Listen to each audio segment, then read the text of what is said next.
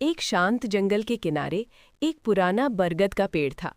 उसी पेड़ के नीचे एक साधु कई वर्षों से तपस्या कर रहे थे। वो दिन रात ध्यान में लीन रहते। उनका जीवन बहुत सादा था, न कोई इच्छा न कोई क्रोध, बस ईश्वर का नाम। एक दोपहर की बात है।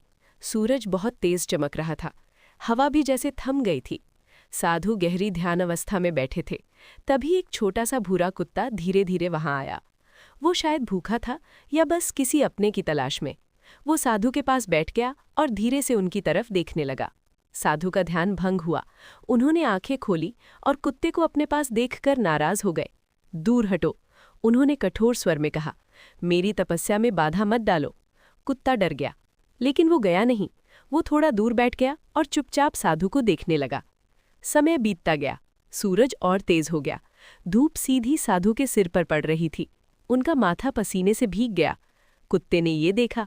पास ही एक टूटी हुई पुरानी छतरी पड़ी थी, जो शायद किसी यात्री की छूट गई थी। कुत्ता धीरे से उठा। उसने अपने मुंह में वो छतरी पकड़ी और बड़ी मुश्किल से साधु के सिर के ऊपर टिकाकर खड़ा हो गया। अब तेज धूप सीधे साधु पर नहीं पड़ रही थी। साधु अभी भी ध्यान में थे। कुछ समय बाद जब उनका ध्यान पूरा हुआ, उन्होंने आंखें खोली। उन्होंने देखा, वही कुत्ता जो कुछ देर पहले उन्हें परेशान कर रहा था, अब चुपचाप उनके सिर पर छाया बनकर खड़ा था। साधु की आंखें भर आईं। उन्हें अपनी कठोरता पर पछतावा हुआ। उन्होंने धीरे से कहा, मैंने तुम्हें बिना समझे डांट दिया और तुमने बदले में सेवा की। साधु ने प्यार से कुत्ते को अपने पास बुलाया। पहले तो कुत्ता झिझका, लेकिन फिर धीरे से पास आ गया। साधु ने उसके सिर पर हाथ फेरा।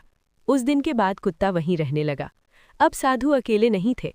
तपस्या के साथ साथ उनके जीवन में करुणा भी आ गई थी और साधु को समझ आ गया, सच्ची भक्ति सिर्फ ध्यान में नहीं, बल्कि हर जीव में भगवान को देखने में है।